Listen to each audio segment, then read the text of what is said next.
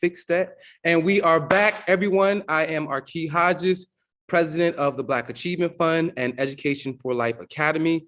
You are watching the Missing Pages of World History lecture series in honor of Dr. John Henrik Clarke. This is class 7 of our lecture series. And tonight, we are going to be continuing our lecture on ancient Nubia as we go into the founding of ancient Kemet around 3150 BC, okay? One of the things that I've been stressing with this lecture series is the fact that the only way to get rid of racism is to destroy the foundation upon which racism rests. And that foundation is the propaganda that African people contribute nothing to world history. That African people sat in the dark and waited until the Europeans to bring the light. That is the narrative of current world history. That is the narrative of racism. That is the foundation of white supremacy. That Europeans, out of all the people on the planet, that it was the Europeans who brought the world and all of its people into civilization. That is the lie. That is what props up this whole idea that white people should rule. According to white people, the world begins with Western civilization. And here in America, African-American history begins at the founding of America, where African people were enslaved. If you feed this narrative to people, if you feed a people the narrative that your history begins as a slave, and that the civilization that you are a part of is a civilization established by a superior race of people, and they demonstrated their superiority by owning you, controlling you, and running the country in which you live in. All the laws were made against you. This is how they convinced you of your inferiority. Now, here we are in 2022. Slavery's been over for almost 150 years. And where are we? White people still will not correct the record. They are unwilling to go and say, you know what? All of those justifications that we use to enslave you guys, the way that we enslaved you guys. And let's be clear here. You're gonna hear all the time white people say, everybody had slaves. From time immemorial, every society had slaves. Let me make something very clear to you. Yes, slavery existed in antiquity, but never in antiquity did slavery take on the characteristics of European enslavement. Never in antiquity were you a slave because of the color of your skin.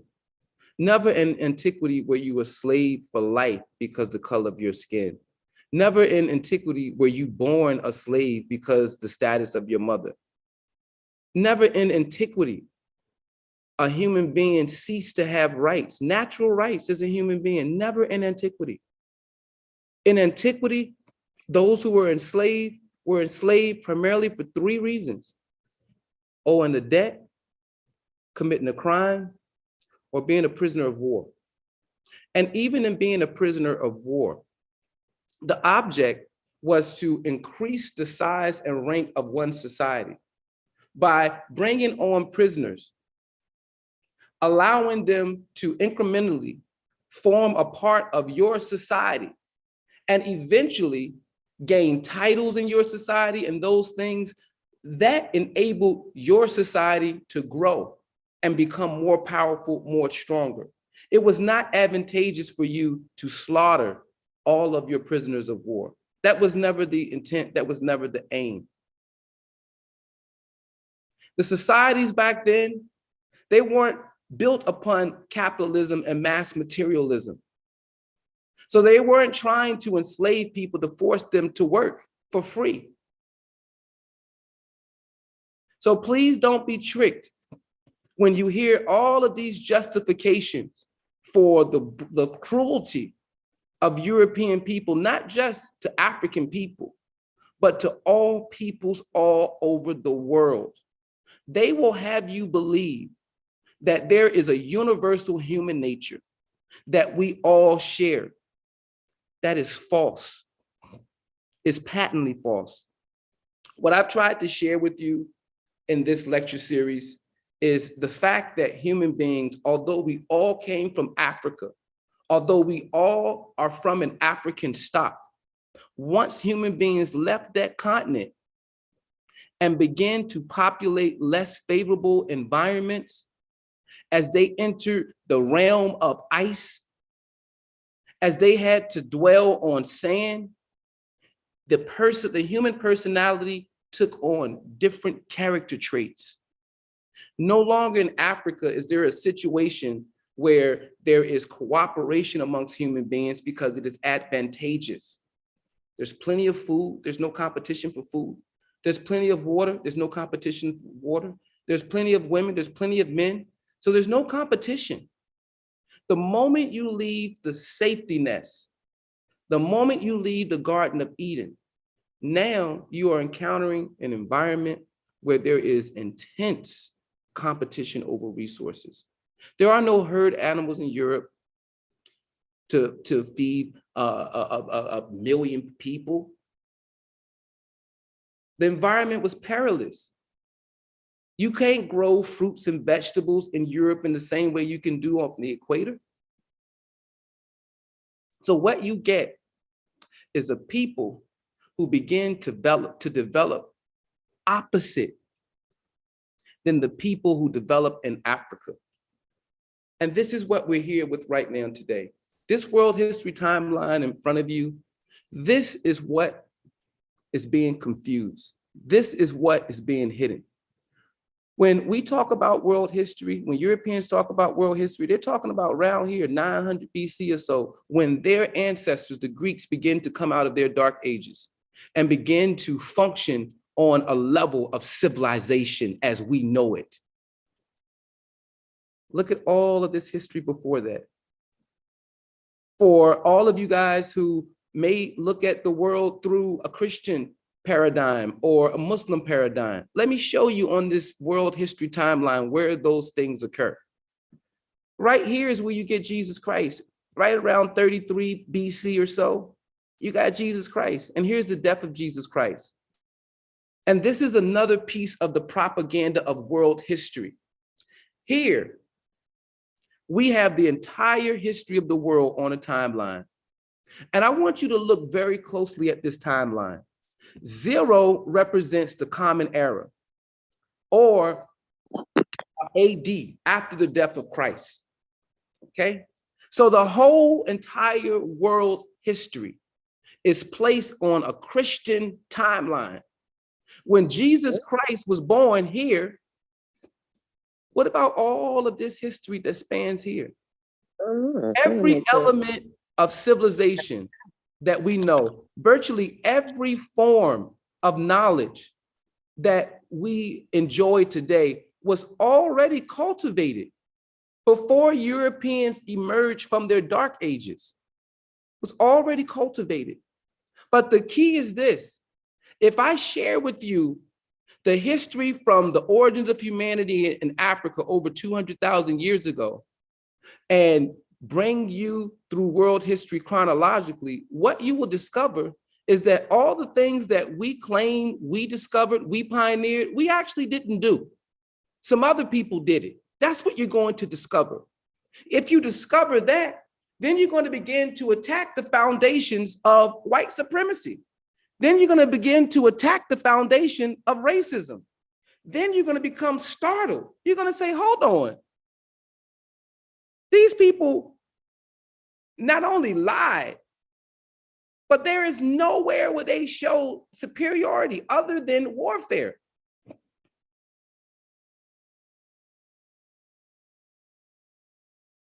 Warfare does not make you civilized.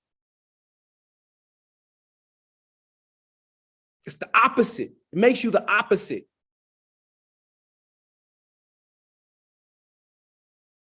The very word conquest, it's not benevolent. To conquer someone else is not benevolent. So this whole idea of someone else bringing the light has been a lie. Now, today we're going to watch a 40-minute video on ancient Nubia. And I'm spending more time this year on ancient Nubia because at the heart of our current intellectual warfare with non-African people is the whole idea that the ancient Egyptians were not Black African, and that all of what you see in ancient Egypt is a product of people outside of Africa, yet they can't tell you where outside of Africa these people came from. They just supposed to have just disappeared, okay? Ancient Egypt and ancient Kemet were sister civilizations. They were both fellow African people on African soil, living on the same strip of land, the same corridor of Africa. They had similar religious beliefs. They intermarried. In fact, some of the most famous pharaohs have Nubian blood, first generation. So I want you guys to be careful of this, because as you go and begin to expand on your knowledge of this subject matter, you're going to continuously encounter historians who are trying to make ancient Egypt and ancient Nubia be miles apart. And they do this because if you are able to successfully link the ancient Nubians with the ancient Egyptians, then what you're doing is bringing all of the accomplishments of the ancient Egyptians further down south in Africa. And that's what they don't want to do. What the Europeans and non-African people who don't like African people are trying to do, they're trying to make you believe that sub-Saharan Africa is Black Africa and Northern Africa was never, ever Black Africa. That is what they're trying to attempt to make you believe. Please don't do it. I do this lecture series and I teach our people because we need historians who can sift through the BS, if you will, and to help counter the narratives that these enemies of African people are trying to push to serve their interests. If the world is educated truthfully in world history, if the world is truly educated in what I'm showing you right now, please tell me who in their right mind would say that a European person is superior to anyone? Who in their right mind would say that after going through this, after presenting the evidence? The only time you guys have seen a non-African person so far, and this is class 7, they were a servant. They were a servant, okay? I am really excited to play this particular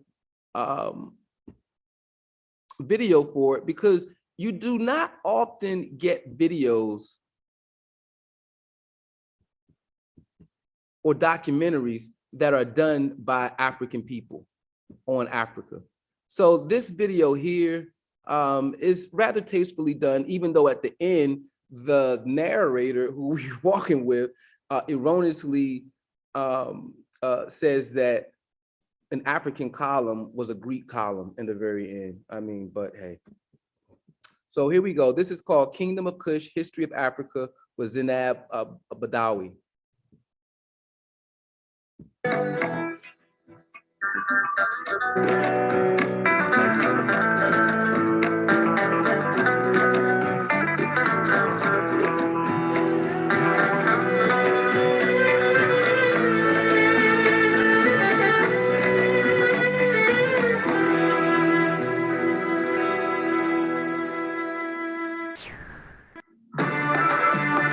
Kush in northern Sudan is one of the forgotten kingdoms of Africa and the ancient world. The kings of Kush reached the zenith of their power in the 8th century BC when they conquered their neighbor Egypt, and their influence extended as far as the modern-day Middle East.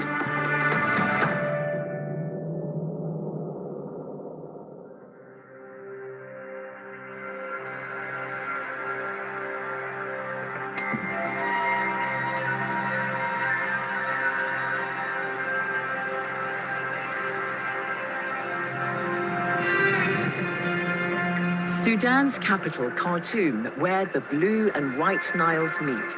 The waters of the two rivers merge to form the mighty River Nile that flows through northern Sudan into Egypt and ends its journey there, where it joins the Mediterranean Sea. The Blue Nile starts deep in the Ethiopian highlands, and the waters of the White Nile flow from Lake Victoria in East Africa, although it probably originates from deeper inside Central Africa. The River Nile has for centuries played silent witness to the great civilizations that existed close to its banks.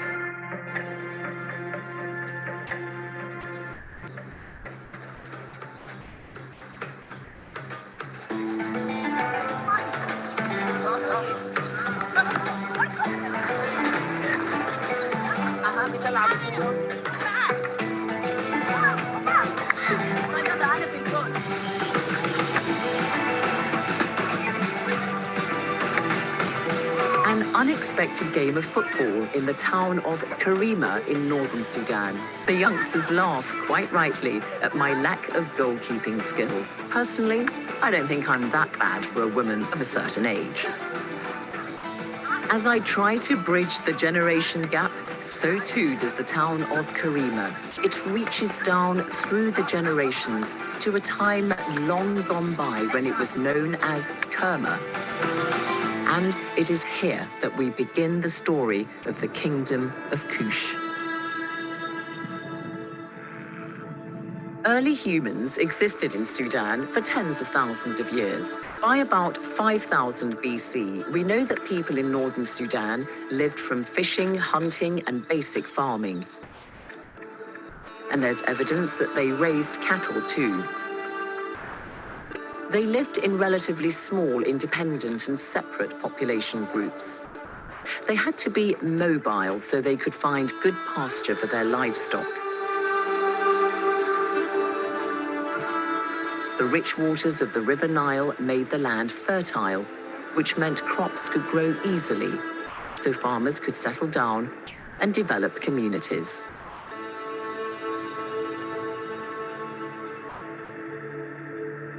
The climate began to dry out gradually, starting from about 5000 BC across northern Africa, including what is today Sudan. This drove more people into the Nile Valley in search of hospitable land. It meant there were larger centers of population which became urbanized, and a hierarchy of chiefs or princes developed. By around 2500 BC, Kerma had become the center for the people who came to be known as the Kushites. Their buildings include large structures called tefufas, which stood up to 18 meters high. The ancient site of Kerma comprises two striking edifices, both built of sun-dried mud brick. They're known as the Western and Eastern Tefufa. Behind me is the Western Tefufa, which is believed to have been a temple. The Eastern Tefufa is a funerary chapel surrounded by a cemetery of mound graves.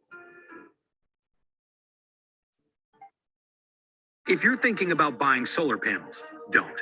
The US government will literally buy them for you if you take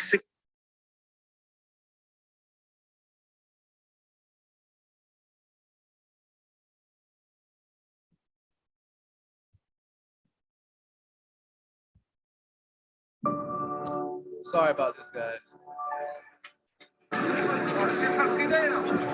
On the 24th of June, 2022, these videos appeared on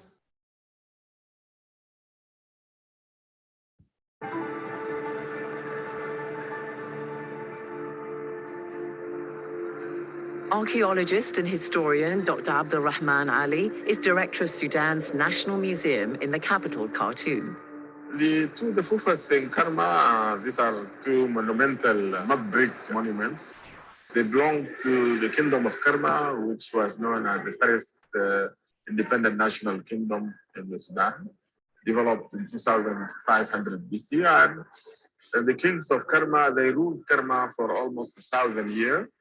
And Karma was known as the first and big urban center in the sub-Saharan Africa. And these two monuments, they were used as symbols used by the local community and the kings. And in this monument, we could find the first indication of the utilization of the brick in the Nile Valley, that is in Kerma. An important fact about Kerma is that Kerma, during that time, it acts as a national symbol and united all the tribes of the Sudan in one agglomeration. We learn something about the inhabitants of Kerma from their death rituals, their customs, and what kind of objects they made and used. The traditional Kerma grave, like this one, is marked by a dome-shaped tumulus of earth, outlined by a ring of black stones sprinkled over with white pebbles. The body was placed on the south side of the burial chamber. There was also pottery in the grave. Dr. Shadia Taha is a Sudanese archaeologist teaching at Cambridge University in England. Pottery is always abundant in all archaeological sites because it doesn't decay and it survives in all environments and climates. Pottery found in Sudan gave us information about the Neolithic groups who lived in Sudan at that time, Bronze Age groups, and Iron Age groups. We know a lot of deal about the clays they use, the techniques they use, the styles, the decoration. It tells us about the complexity of the ceramics. It tells us about trade and exchange. And what we know now, that pottery was found in Sudan at 8,000 BCE.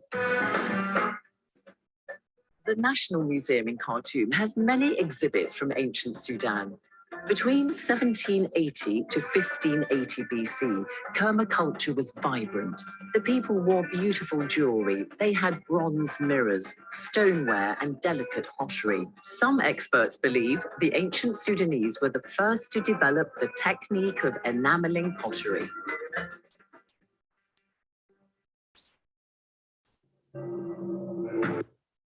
Before you renew Amazon Prime, watch this. Look, I love Amazon Prime. Free 2-day shipping is great. And like I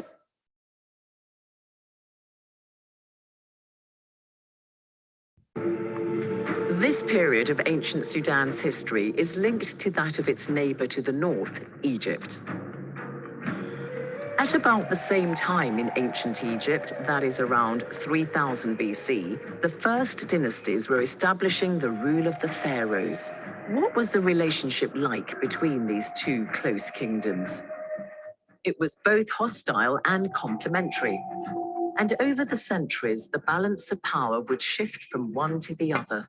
As Shadia Taha explains, in the writing of history, mostly by Western scholars, the importance of ancient Sudan in this relationship has been rather overlooked. Both countries influence each other, but the Eurocentric group, they always thought of Kerma as younger than Egypt and always copying Egypt. But they didn't give Kerma the credit it deserves because Kerma was a very advanced state and its civilization predated Babylon, Rome, and Greece. So the exchange of ideas went both ways. It wasn't just a receiver of ideas from Egypt. When relations were bad, the pharaohs of Egypt would launch raids into Kerma, and the people of Kerma also raided the Egyptians. However, when their relationship was good, trade flourished between the two kingdoms. Donkeys were used as pack animals. Unlike camels, they need a lot of water. So that supports the theory that at this time, the climate in northern Sudan was more green and humid than it is today.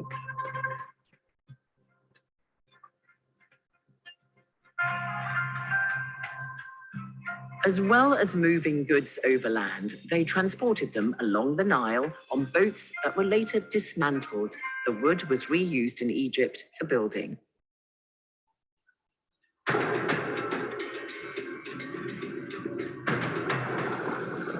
But trade was hampered at certain times of the year when the Nile was impassable because of its cataracts.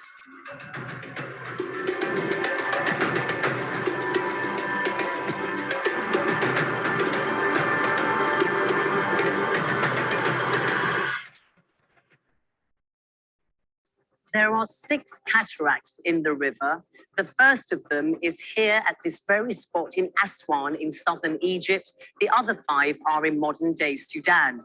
And as you can see behind me, cataracts are rock formations in the river. And this meant that boats and ships would crash into them unless the waters of the Nile were high enough for them to avoid doing so. That meant that for a large part of the year, the waters of the River Nile were not navigable. So traders would have to use overland routes, and this was more arduous and took a longer time.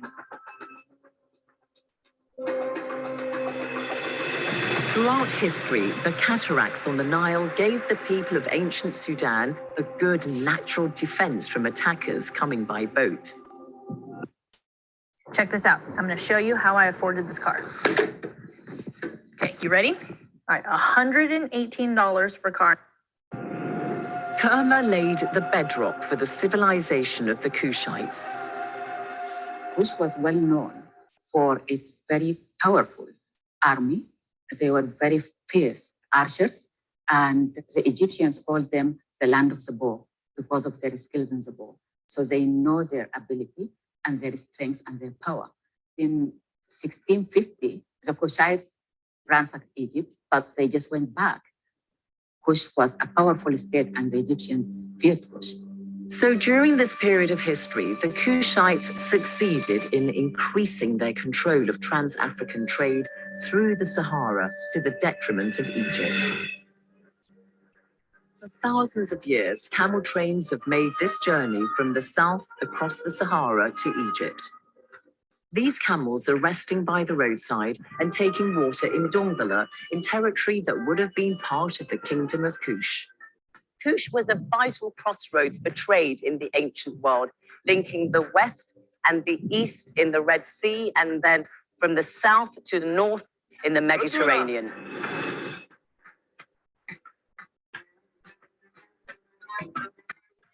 The overland route through the hot terrain was difficult in the past and still is today. This man tells me they've ridden from Darfur in Western Sudan and are on their way to Cairo. That's a distance of nearly 2,000 kilometers. 40 يوم 45 يوم وانت بادي من وين؟ على السلامة. I wish him well on his journey to Egypt and bid him goodbye. Trade across land and along the Nile was, of course, a critical source of wealth, and so the Egyptians wanted to regain control of this trade route to restore their fortunes. By 1550 BC, ancient Egypt was at the start of a new golden age, and powerful rulers like Queen Hatshepsut and Tutmosis III made it their mission to build up Egypt's trade again.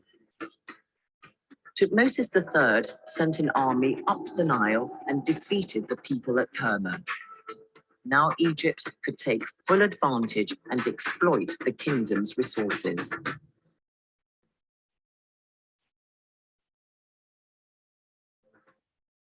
Hi, I'm Jalen Rose. In this site, Modern States freshman year for free is making college. A new kingdom arose further south from Kerma in Napata, or Nabta, as the Sudanese call it. My own opinion, they moved to Nabta for economic, political, and religious reasons. Economic reasons because Nabta was a meeting place for trade. The population was growing. As they were already urban, they needed more resources. More resources were available in south to supply an increasing population. And religious reason, Jabal Barkal is a sacred mountain, which Egyptians and Kushites believe that Amun resides in Jabal Barkal. The god Amun-Ra. The god Amun-Ra. So it is sacred for the Egyptians and the Kushites.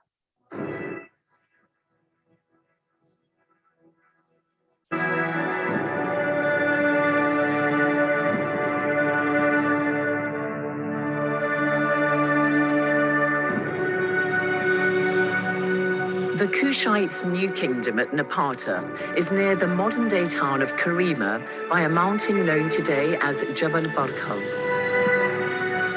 Their move coincided with another decline in Egypt, which had become so engulfed in its own internal rivalries that it paid little attention to Kush. This meant the kingdom at Napata, which began in El-Kuru, could develop undisturbed.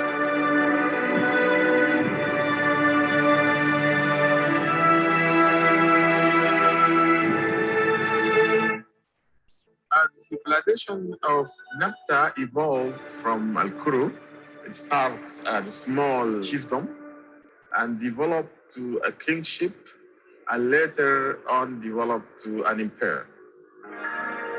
By the 8th century BC, the kings of Kush were growing ever richer and more powerful.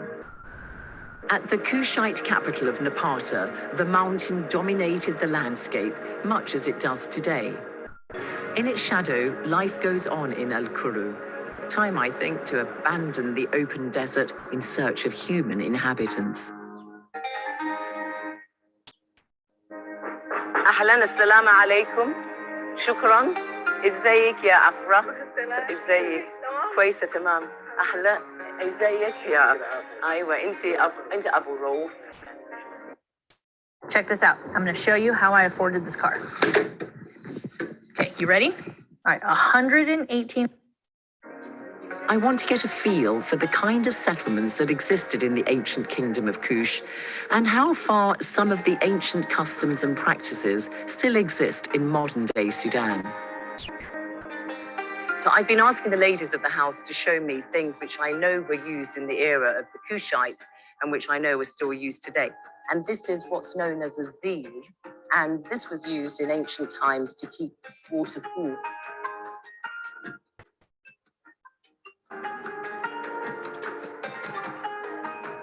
So I find it absolutely fascinating that I can find an old house like this that is just so evocative of that period of Sudanese history. You can see the traditions of the Kushite kingdom still living on in the people who inhabit this area. People here eat the same grains and use similar earthenware storage urns. And the style of beds is one that has been in continuous use since ancient times. I remember beds like this from decades ago in the Sudan, but of course people have since moved on and tend to use mattresses, which is why I suppose why this has just been used as a repository for dates.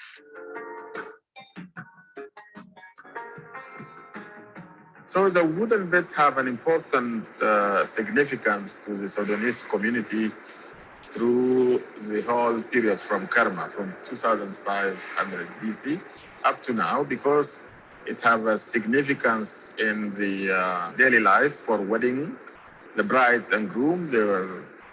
The ceremony started on a wooden bed, we call it angreb, and even for the circumcisions of the boys, it was used. And finally, it was used to carry the deceased. If somebody dies, he will be carried to his final destination by a bed.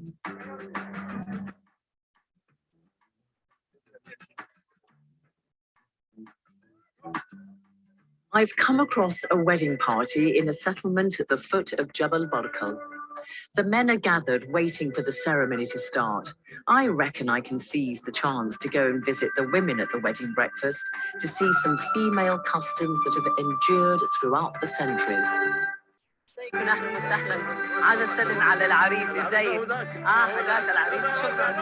The bridegroom very helpfully takes me across the road to meet the ladies. I'm here to give you the inside scoop on why thousands of people are moving with Fitcher. This is not a fit.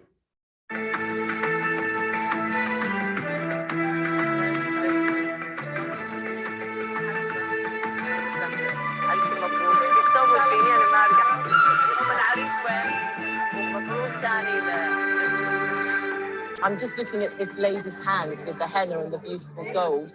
Two things that we had, of course, in the Kushite kingdom, the gold and then, of course, the henna.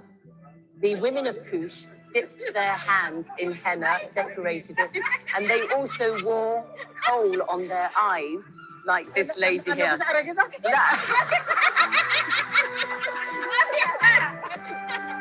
And this is the holder that the kohl is kept in today. And the bridegroom's aunt, Samira, is going to show us how they would use it. Amazing, she did it without any mirror. Kushite women, like one famous princess who lived in the 8th century called Amenirdes, wore elaborate jewelry. She probably had fine gold rings, bracelets, and colorful beaded necklaces like these in the National Museum, some made of ostrich eggshells.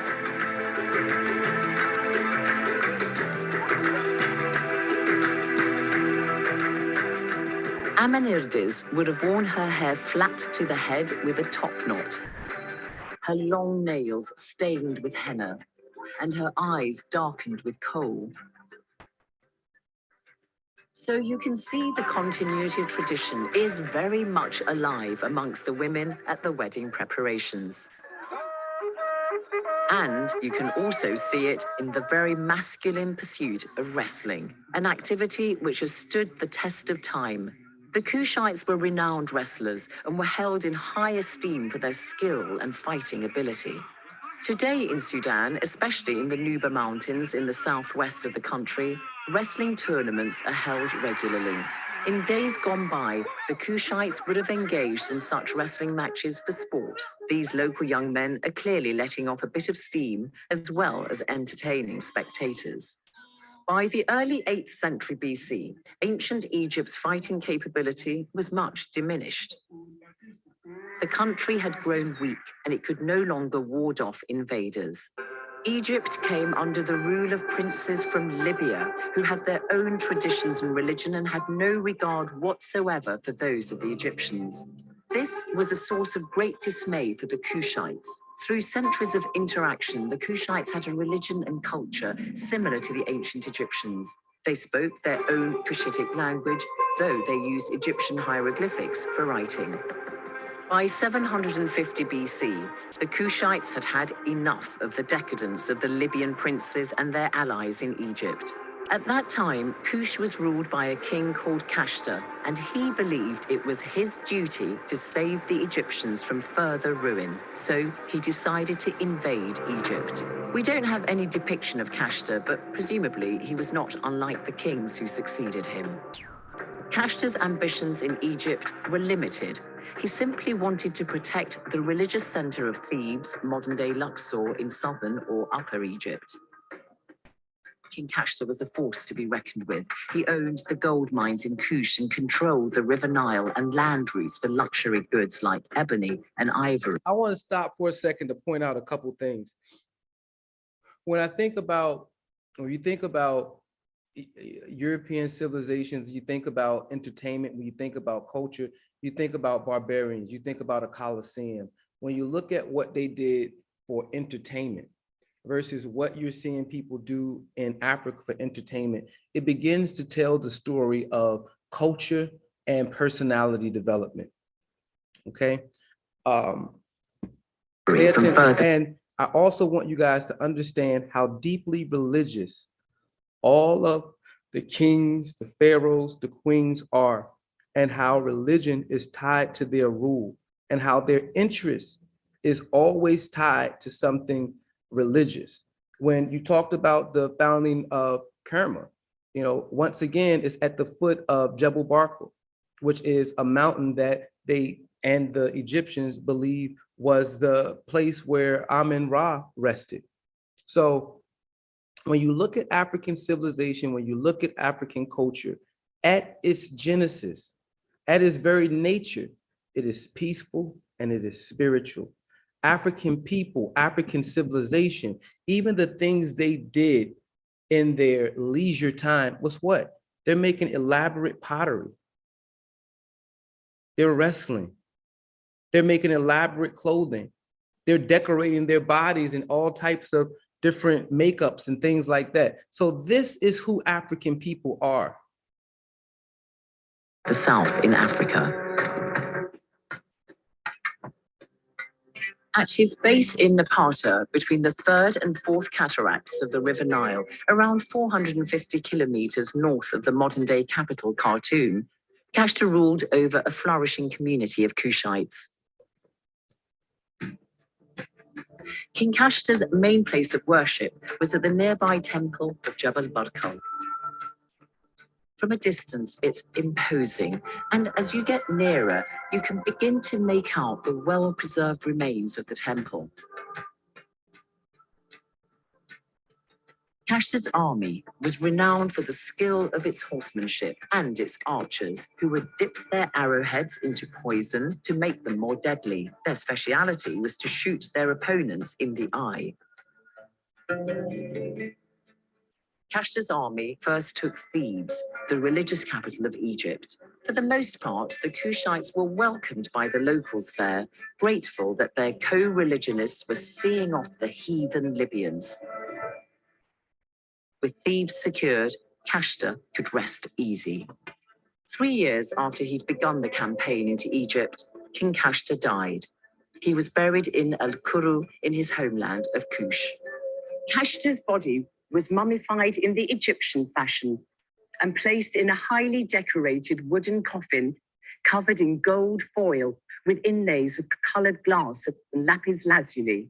His body was placed facing east in the direction of which the sun rose, and the coffin was placed in a grave like this, above which a huge pyramid would have stood. As befits a dead king, Kashta would need a large number of grave goods for the afterlife. Pottery, personal ornaments, and jewelry were buried with him beneath his pyramid.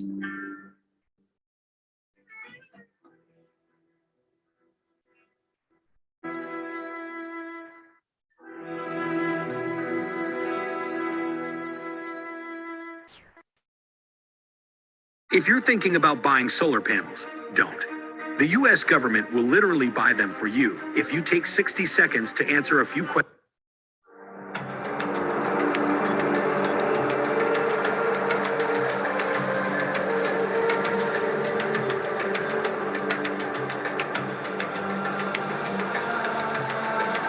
The Kushite pyramids differ from those in Egypt. They're smaller, steeper, and made of red sandstone.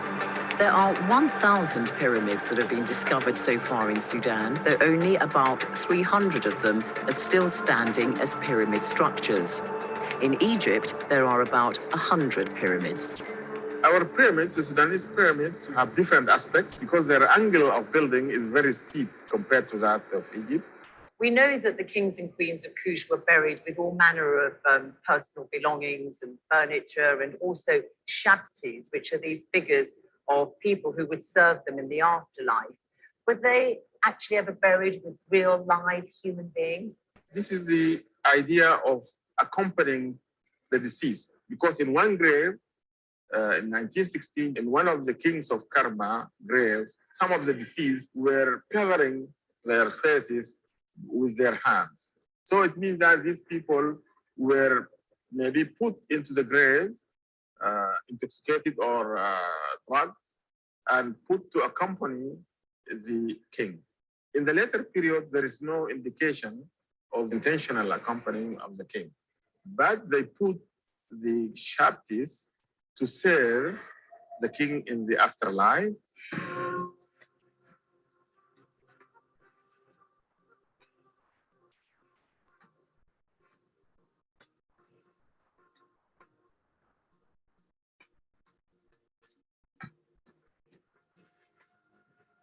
These pyramids here by Jebel Barkal are an example of how pyramids were looted both in antiquity and in centuries later to come. The tips of these pyramids are believed to have been covered in gold foil, where clearly now the tips have been destroyed and the gold removed. Kashta's reign as king of Kush had lasted around 13 years. However, it was his son Pianki who was to take further the mission his father had started. Pianki was crowned king at the temple of Amun in Jebel Barkal, probably in 747 BC, and he ruled for about 30 years until around 715 BC. Much of our knowledge of Pianki comes from his stela, a massive slab of dark grey granite with 159 lines of text in Egyptian hieroglyphics, known as the Victory Stela. It sets out how Pianki first defeated and then ruled Egypt through establishing separate principalities. The stela begins with Pianki's words. Hear of what I did. I am a king, divine emanation, living image of Atum, who came forth from the womb adorned as a ruler, of whom those greater than he were afraid, whose father knew and whose mother recognized that he would rule. Under Pianki, Egypt came further under Kushite control. However, when he heard about a key victory by his army, he was not content, because some of the Egyptian princes had escaped to the north of the country. Pianki vowed to go into battle himself, as recorded in his stela. I shall make the Northland taste the taste of my fingers. Pianki pursued the Egyptian princes north and laid siege to them in their stronghold of Hermopolis. They eventually surrendered. After his victory, Pianki searched through the palace for treasures. When he went into the stables and saw the horses had become emaciated during the siege, he was furious with the Egyptian prince. I swear that as Ra loves me, as my nostrils are rejuvenated with life, it is more grievous in my heart that the horses have suffered hunger than any other evil deed that thou hast done in the prosecution of thy desire. The Kushites were excellent horsemen and prized their best specimens. As his favorite horses died off, Pianki would have them buried near the royal tomb that had been built for him. For just $67, you can make as many videos as you want, and you never need to pick up a camera or use any. On his return to Napata in Kush, Pianki took with him architects and sculptors from Egypt, and he went about extending and reinforcing the great temple at Jebel Barkal. This is a computer-generated image of what the temple would have looked like. Pianki ruled for nearly a decade after his campaign in Egypt. He died around 715 BC. Like other Kushite kings before him, King Pianki was buried here at this site in Al-Kuru in a tomb surmounted by a pyramid built like this. In the centuries to come, his tomb was plundered, but we know that Pianki was buried with many valuables. Fragments of furniture were found, a fine bronze stand, amulets bearing his name, and most importantly, 4 of his favorite horses were buried with him, entombed standing, their collars decorated with silver, plumes, and beads, to serve their master forever in the afterlife. After Pianki died, the throne passed to his younger brother, Shabaka, who succeeded in conquering all of Egypt. He moved his capital to Thebes. By now, the powerful Kushites had attracted the attention of the warlike Assyrians, who were threatening King Hezekiah of Judah. He appealed to Shabaka for help, and he succeeded in warding them off. Kush was established as an African superpower. When Shabaka died in 702 BC, he was succeeded by his son Shabitku, who again managed to see off the Assyrians. When Shabitku died in 690 BC, the kingdom passed peacefully to his brother Taharqa. Well, inside the temples here at Jebel Barkal, you have these very rich decorations on the wall. And here on this wall, you have one of the greatest kings of Kush, Taharqa, making an offering of necklaces, probably gold, to the god Amun-Ra, who is here. After Thebes was defeated by the kings of Kush, they assumed the style and the trappings of a pharaoh, and they became lord of the two lands. Now, to represent that, if you look at the top of Taharqa's head, he's got what are known as the twin Uraei. And Uraei are the two serpent shapes that you can see representing Egypt and the land of Kush. And the kings of Kush wore a tight-fitting crown, which was actually a skull cap made of leather or metal, with the sacred serpent symbols on them. And there's a cord necklace falling over the shoulders or down the back. And the kings of Kush are often depicted wearing a kilt. And the Kushites wore shoes or sandals. The poorer citizens went barefoot. But as a king, Taharqa's sandals would have been made of leather, usually with a high curving strap extending along the entire foot and curving over the toes to meet the soles. And on special occasions, their sandals might be colored in red, yellow, or green with decorations stamped on them in a snake pattern. Like the kings before him, Taharqa was engaged in bloody rivalry with the Assyrians. This time, that's around 670 BC, King Esarhaddon ruled Assyria. In their first military encounter, Taharqa defeated the Assyrians, but in a second battle in Egypt itself, the key city of Memphis fell to the Assyrians. Taharqa was wounded, and he withdrew from the battlefield and headed south to Thebes, where the Assyrians did not pursue him. Safe in southern Egypt, Taharqa could embark on a huge building program, and the evidence is still clear at the Temple of Karnak today. This column is the only one standing at its original height of the 10 pillars built by Taharqa at Karnak.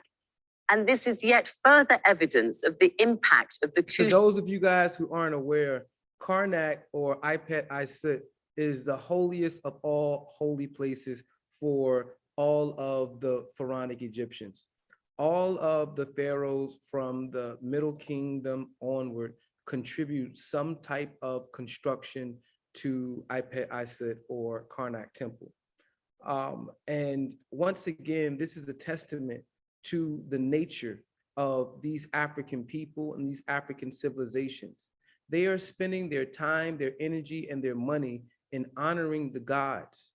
They're spending their time, energy, and money in public building projects that promoted spirituality amongst his people.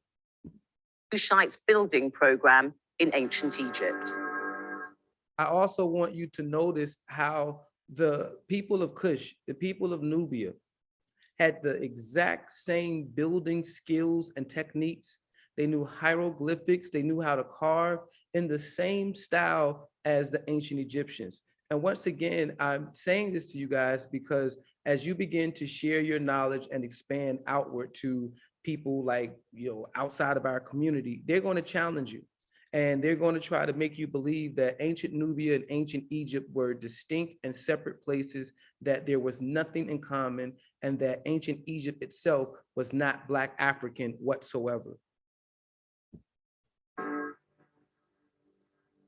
The sacred lake at Karnak Temple is a large rectangular basin, and its waters come from the River Nile. Although it was already here when the Kushites took control of Thebes, it owes its current shape to Taharqa. Switch and save $652. It's okay. There's enough for everyone.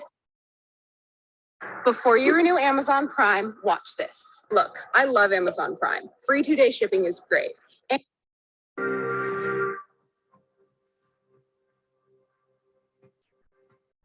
After an eventful life, Taharqa died probably in Egypt. But he wasn't buried in the royal cemetery at Al-Kuru, but here in nearby Nuri. He chose the highest spot in the area for his pyramid, which is the biggest of those still standing. Some archaeologists believe that it was originally enclosed in a much bigger monument. Taharqa may not in the end have been able to prevent the Assyrian conquest of Memphis and the Nile Delta. The combined might of the Assyrians and their Egyptian allies proved too much for him, but his power and standing were recognized even many centuries after his death. In fact, he's mentioned twice in the Bible. After Taharqa's death, the crown passed to his nephew, Tantamani. Tantamani became king at what could hardly be described as an auspicious time. Part of his kingdom was in the hands of the Assyrians and their Egyptian proxies. Tantamani decided to go to Memphis, not far from modern-day Cairo, to try to reclaim the city for the Kushites. Tantamani captured Memphis back from the Assyrians and restored his dynasty's glory, but his pride was short-lived. The Assyrians took the religious city of Thebes.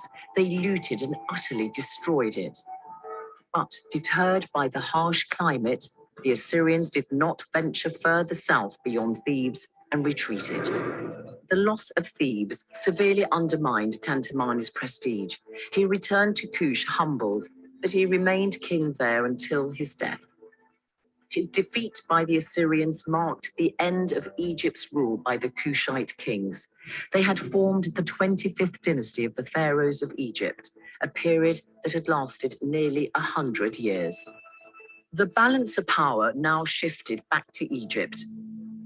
The defeat of the Kushites in Egypt meant the sun had set on the golden era of the kings of Kush. They never returned to Egypt, but they did continue to govern in Kush, here in northern Sudan, for another 1,000 years.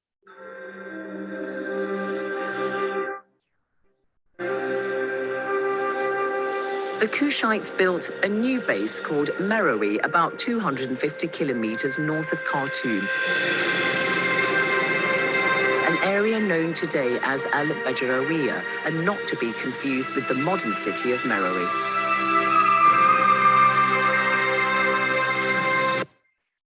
For just $67, you can make as many videos as you want, and you never need to pick up a camera or use. This is the royal cemetery of Meroe, but it wasn't until the 3rd century BC that the kings and queens of Kush were buried here. The Kushites quickly developed a new and prosperous kingdom here. People began to farm as well as rearing livestock, and Meroe became a central point for commerce. An abundance of iron ore led to the working of iron. Because metal at that time was very precious, they traded it. Their trade included Egypt, through Egypt to the Mediterranean, went to India and China, and to the rest of Africa. And that is why they became wealthy. Caravans and the trade in iron, beads, and glass and linen, because they had the iron ore, they had the river Nile, they had water, and they had organizations. Ironwork in Meroe is equivalent to industrial revolution in the West. The royal family lived here at the royal city. The buildings included a palace, a library, and baths. The royal city is the best preserved part of the ancient city of Meroe. All around you, you can see the remnants of buildings, monuments, and structures of a civilization that at its height enjoyed all the attributes of urban life.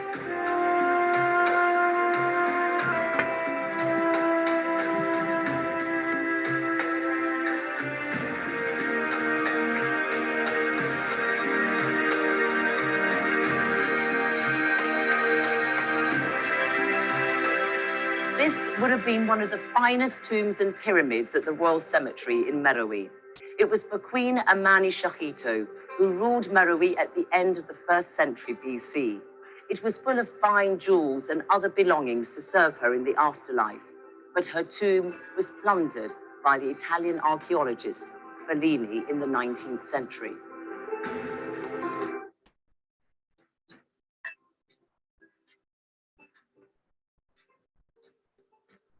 And after her bath, Queen Amani Shahito and other members of the royal family would just walk a few steps come here, sit on one of these chairs, and enjoy a good massage.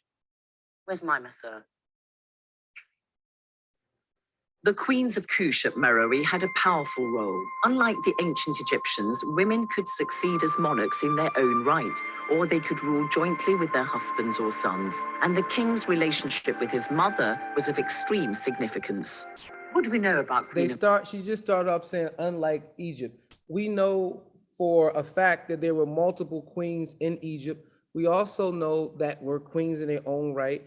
And we also know that there were queens that served as co-regents. So even when you are watching documentaries like this, it's produced by the BBC, and even may have Black people on, it's important to do further research because a lot of times, a lot of these big name organizations, they don't get it right. Amani Shahidu. Queen Amani Shahidu, we know about her jewelry. She was covered in jewelry, and she used to love, well, all Kushites women love gold and jewelry. She was a large lady. I have this mug, which depicted her in most of the temples and the cemetery as a very large woman. This is for two reasons. Large ladies, it is a symbol of prosperity and a symbol of affluence. That means she was well fed and she wasn't starved. The other thing I believe that, because if you could see here in this mug, she is fighting an enemy who was shown as smaller than her, and she was really towering over him. So that could be another reason, maybe exaggerating it, the size in these carvings a little bit, but they were still blunt. So they were powerful ladies, yeah. Queen Amani Renas actually fought the Romans. Pretty powerful warrior queens, weren't they? Yes, they led armies, and they used to go and really do lots of raids in southern Egypt. So the fight between the Romans and the Kushites continued. Queen Amaniras, in one of the battles, she was blinded in one eye, so she became the queen with one eye. And in the year 22 BCE, the Romans make a treaty which benefits the Meroites, just to stop the fight between the two of them. At Meroe, the Kushites embarked on a big building program. You can see here at the ancient site of Mosowarat, clear evidence of temples and we think also palaces and other monuments. The Kushites interacted with other civilizations, ancient Romans, the Greeks also. And you can actually see this quite clearly in the influence, for instance, of ancient Greek architecture in this. That's not ancient Greek architecture. That's ancient African architecture. Again, Greece comes out of their Dark Ages, 900 BC. Go and Google step pyramids of Djoser and look at his funerary complex and tell me what you see. There's no way that this style can be attributed to a Greek or a Roman. This column here behind me.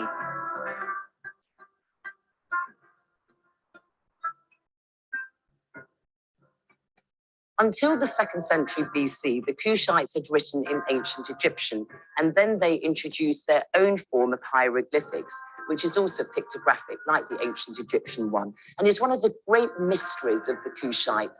We just simply cannot read their Meroitic language.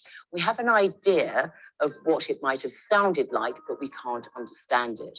Why did the Kushites introduce their own hieroglyphics? Well, we believe it's because the population formed in smaller groups and began to move around, and so they needed to communicate with one another. The Meroitic era of ancient Sudan boasts many fine buildings, which showed the Kushites lived in some style in this period. In the mid-1st century AD, King Natakamani and his wife, Queen Amanitere, were prolific builders at the site of Naka. There were statues to Apedimak, the lion god. The Kushites worshipped the same gods as the ancient Egyptians. However, Apedimak was unique to them. But the success and riches of Meroe attracted envy from a powerful new kingdom called Aksum, in what we refer to today as the Horn of Africa. The Aksumites put Kush under pressure, contributing to its decline in the 4th century AD. The fall of Kush meant a glorious chapter in the history of ancient Sudan and Africa came to an end. In the next program, we find out about the Kingdom of Aksum, what led to its rise.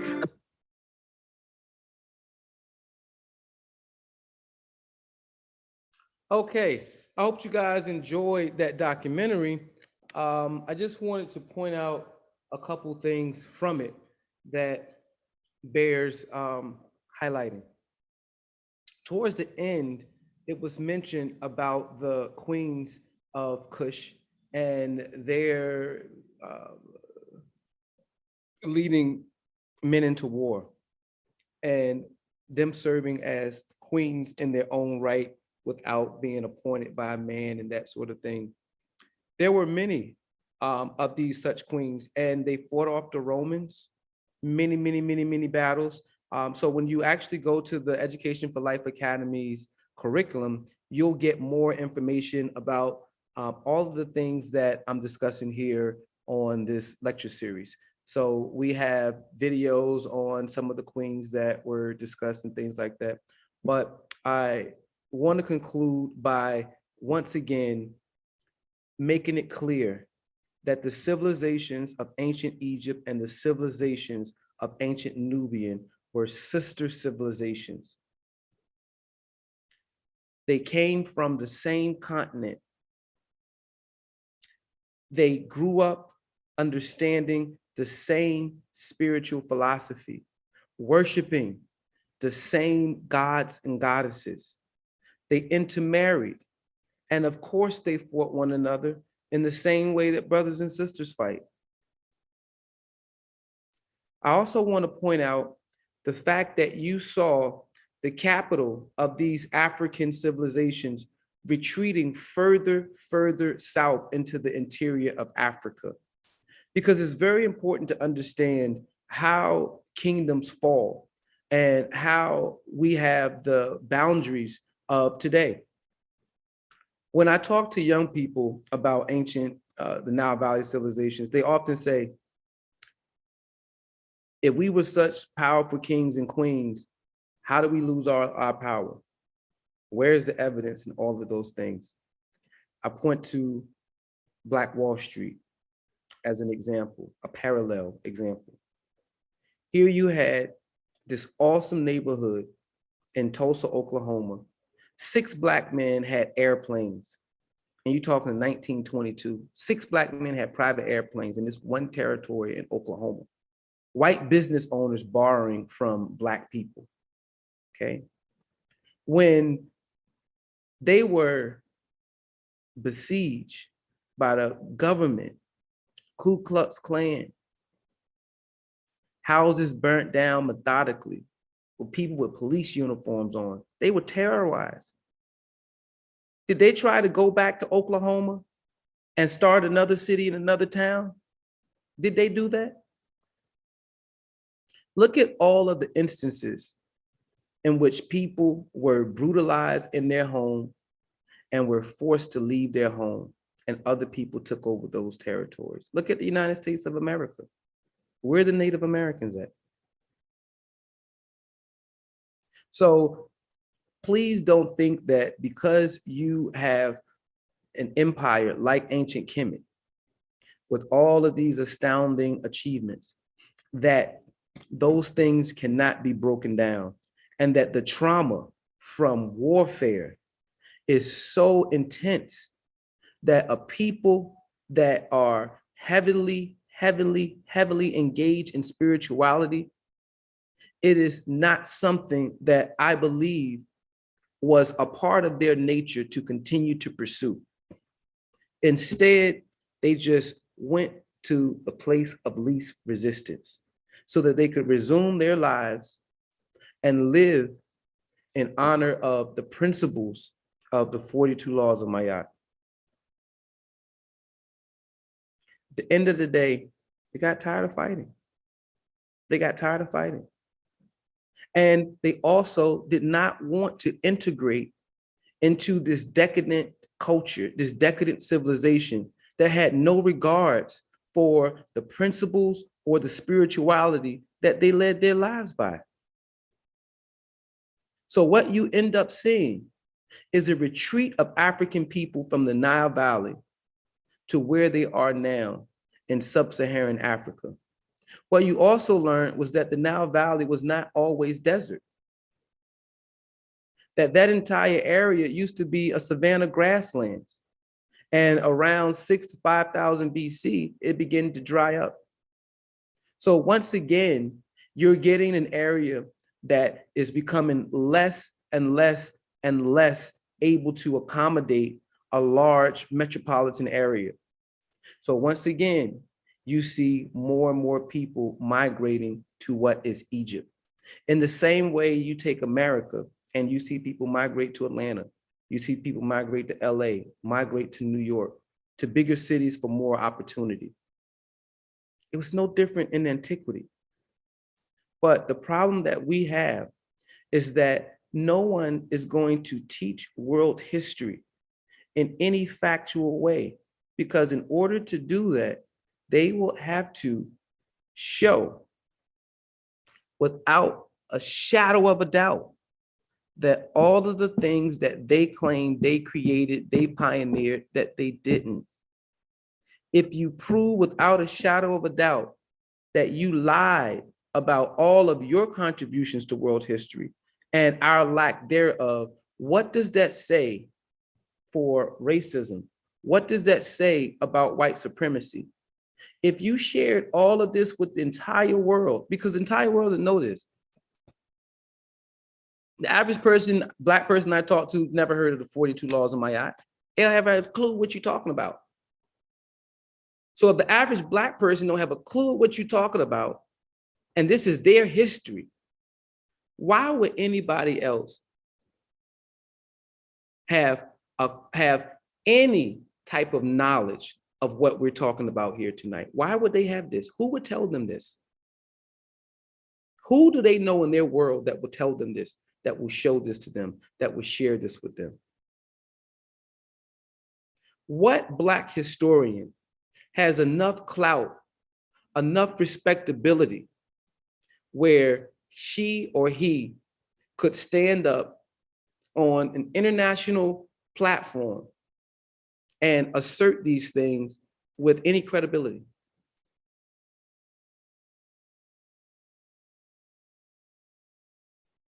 Can Skip Gates do it? Can Cornel West do it? If either one of them came out and taught this lecture series, the whole entire European Academy would come after them in every which way possible. Those prestigious degrees are meant to be given to Black people who are only going to toe the European line. There is no Black professor in the United States of America, and if I'm wrong, please share. Please share. There is no university that I know of in the United States of America. There's no high school that I know of in the United States of America, public. And when it comes to colleges, public or private, that has any classes that teach what I'm teaching.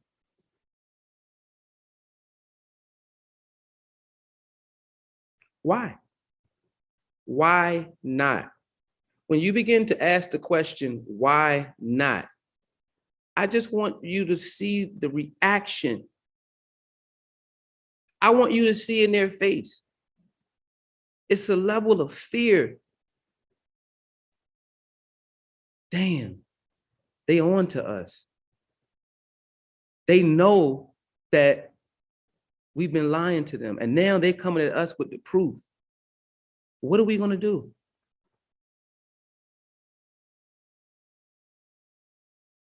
They've made our history so terrible that we are scared to investigate it.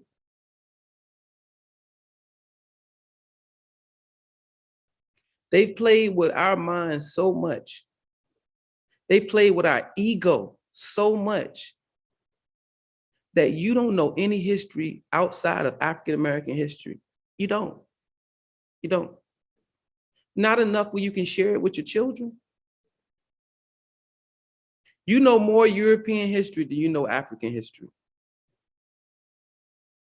You know more African American history than you know African history. That's by purpose. That's by design.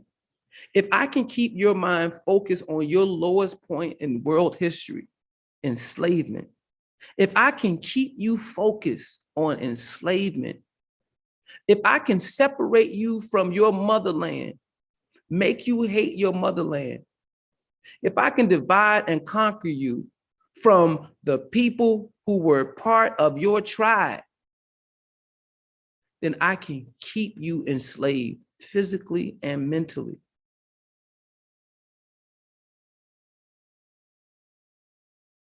You cannot enslave a mind who knows herself, himself. You can't do it.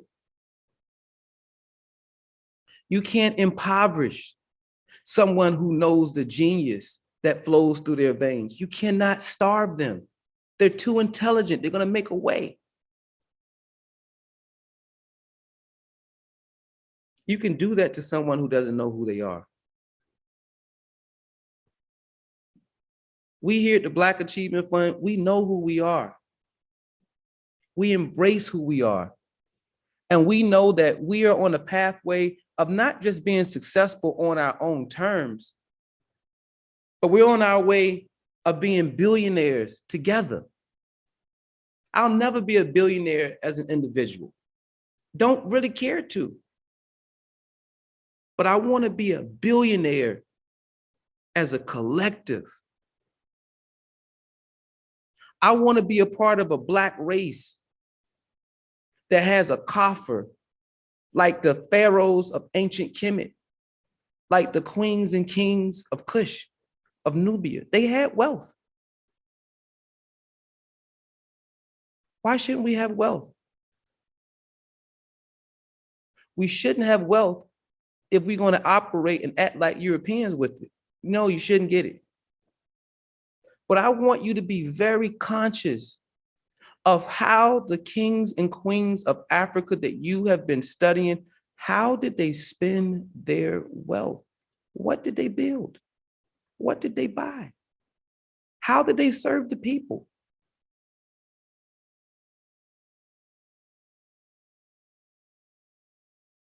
Everything around them is religious. They're seeking balance.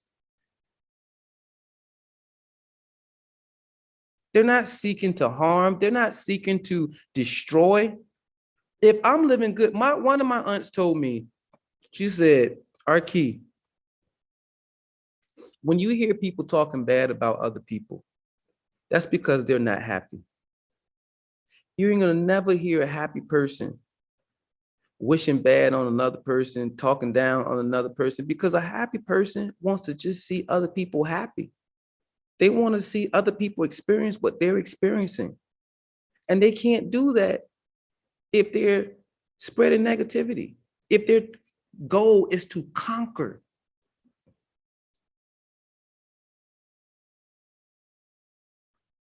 African people are a special people. We have always been a special people. Our light has been on since humanity first embarked on its journey. We're the ones who introduced the whole entire world to civilization, to God. We did. No one else did. Matter of fact, I'll take it a step further. I was watching an interview with Dr. Sheikh Anta Diop earlier today, and he always says something profound, but he said something so profound that it's just over our heads. He said, if you want to talk about the contributions that Africans made to world civilization, let's start with the formation of modern human beings. Out of all of the hominids that were found on this planet, Africa is the only place in which the entire set is found. Nowhere else on the planet. So if it was not for the hominids that sprang forth in Africa our modern day stock, our modern day human beings, if we did not develop enough skill and guile, there would be no human race, period. The rest of those hominid died out. They're gone. So it was left up to the African to cultivate and develop the brain to such an extent where we would replicate ourselves, become the most dominant being on the planet, and go on to populate the entire world. And the youngest members of our family, the youngest members of the human race, are claiming that they came up with all of the knowledge in the whole world. That's like the babies saying that they had the parent.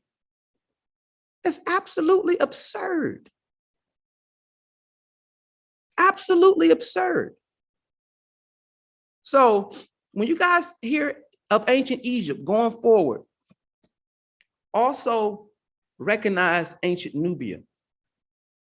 Also make the connections that these are sister civilizations. Make the connections with all the similarities in culture. Make the connections with the intermarriage. Those pharaohs of ancient Kemet, they had Libyan concubines. They had non-African women. They had children by non-African women. But none of those children could ascend the throne. None of those children from those foreign women could be a queen or a king. And we're going to talk a lot more about that as we move forward and we read some of the Amarna letters, in which pharaohs like Amenhotep III responded to a foreign king requesting his daughter, told him since time immemorial, there's been no pharaoh of ancient Egypt, of Kemet, that has ever given his daughter to another king for anything, and it ain't gonna ever happen. You can get your daughter, bring your daughter here, but we wouldn't dare marry our daughter off to some faraway king for what? We don't care about money that much. It overflows here. We don't value the same things. And that's what I'm trying to get us to see right now, is that what African people value, what we should be valuing, is antithetical to what Europeans value. If we continue on this path, we are not going to be African in anything other than how we look. But all our actions will be European. And if all of our actions become European, is that liberation? Was our liberation is to morph into a European? That's crazy.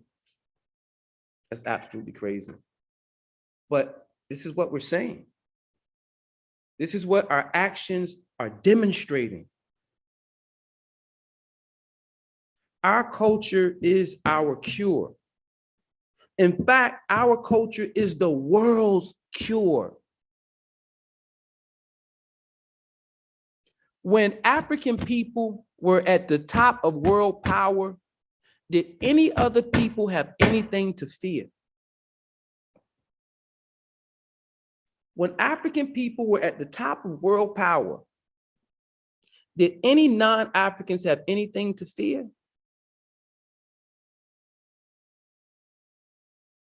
All of these invasions were counter invasions. There were no attempts to go and conquer a foreign people for the sake of conquering them and taking over their land and territory. Show me. But yet we see that that is the story virtually every time that we hear of non-African people engaging with other world's people. So when I hear us African Americans disparaging Africa, when I hear African Americans talking negative about other Black people, but don't have any of that disdain for white people that conquered them, Arabs that conquered them, Chinese that are colonizing us. But if you on your tongue got something negative to say about a Black person, but nothing negative to say about these other person, you have to check this. This is a part of the strategy. If we are huddling up, coming up with our own plays, don't you think that's gonna make the other team nervous? When you see a group of people start to huddle up amongst themselves, what does that make you do? You get nervous. And you're gonna do anything in your power to break that huddle up.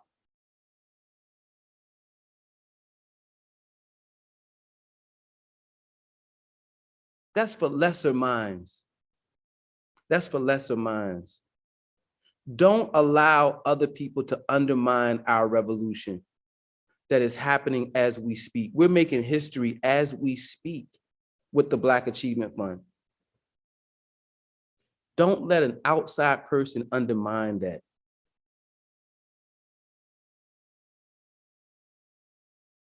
Make sure that you are equipped with the evidence as well as being able to recount certain things, because you're going to have to show people.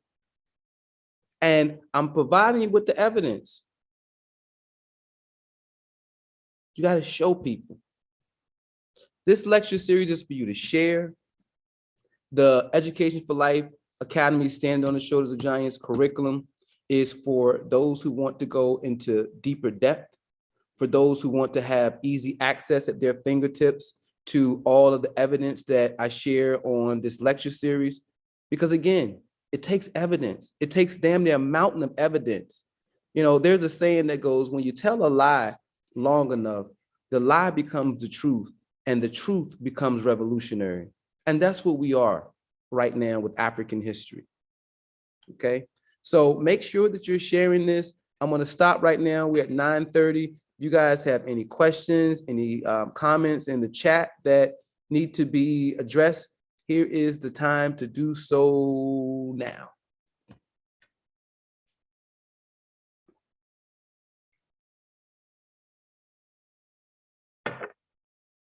All right. Well, I want to thank you guys once again for your attendance.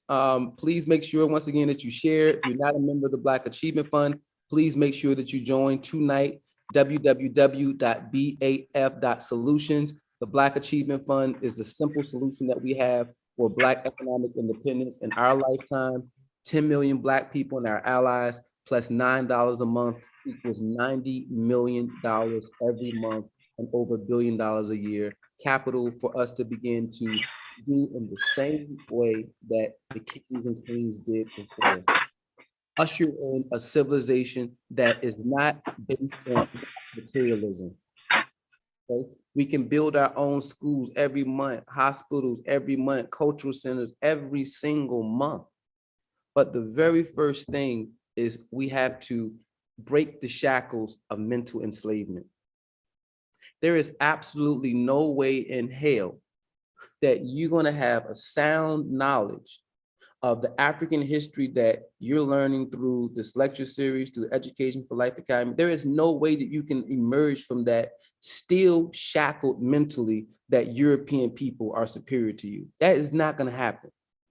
So if you want to share this enlightenment with other people, this is how we do it. All right. So I'll see you guys again next Thursday. Yes. Okay. Someone in the chat wants to know how to access the documentary. Oh, the documentary, it is called Kingdom of Kush, History of Africa with Zainab Badawi. I'll put it, I'm gonna copy it real quick and put it in the chat. And why it was described as one of the 4 great. All right. Wakanda is about to come out. Wakanda Forever. And our New York branch is rented out a whole theater. Rent out a whole theater so that we can watch it as a group. And we're teamed up with the African Village in New York, and tickets are available. They're $15. They're for Saturday night. Saturday night, we're going to be sending out an email on our platform tomorrow. Saturday morning. Saturday morning? Yes, the matinee. Okay, it'll be the matinee Saturday morning on November the 12th. But if you're in the New York tri-state area and you want to have a more meaningful experience when you go see Wakanda Forever, see it with the Black Achievement Fund. And like I said, you'll see an email tomorrow so that will have more information on how you can join the New York branch for Wakanda Forever. And it's going to be the matinee show on Saturday. We already got the tickets and we've booked the entire theater. So it will be just family there together. Great, great, great, great. Watch it. And we're supporting it because what we're saying is that, listen, we don't have to have a fake Wakanda. We can build a real one. And the Wakanda that they're referencing is based on ancient Kemet. It's based on Nile Valley civilizations. So that's what we're about here at the Black Achievement Fund. All right. Appreciate you guys so much. Love you guys. And I will see you all soon. Peace. Good night.